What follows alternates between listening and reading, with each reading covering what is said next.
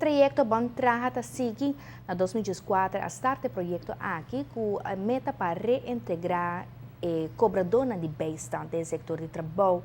O esforço é a reduzir o grupo na mais que 300. É hecho aqui tem consequência também para o presupuesto público. O Ministério de Trabalho está a repassar o progresso do projeto aqui. Entretanto, nosso logro chega a ronda de 370 pessoas menos que está cobrando bijstand.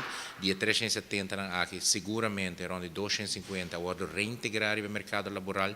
Outro não para motivo que já acaba não está trabalhando, mas está trabalhando e está cobrando bijstand, com o controle não se vai reduzir. Essa aqui, a quantidade de pessoas aqui está significada também financeiramente para nosso presupuesto, ronda de 3,5 milhões de menos. E de caso que por vista que pouco a pouco nós está continuando com o processo importante aqui.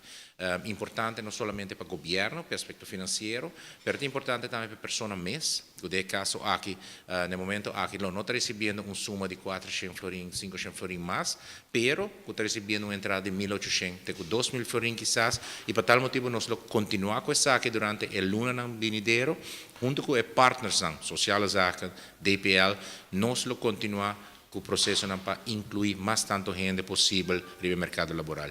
Banda 16, nós por visa, no momento aqui tem um trajeto específico para entre 30 e 35 pessoas receber apoio aqui por meio de curso, um período de training e a la vez chega em contato com o setor privado, com o comerciante, para assim não por guarda tomar trabalho.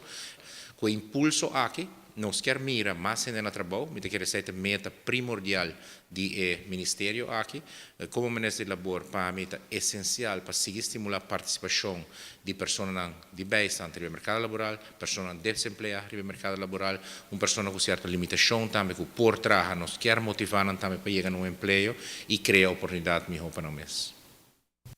Para lograr isso aqui, o governo tem um contrato com uma companhia para motivar o cobrador de bastante com curso e training e está pondo em contato com o potencial donador de trabalho para a reintegração do setor de trabalho.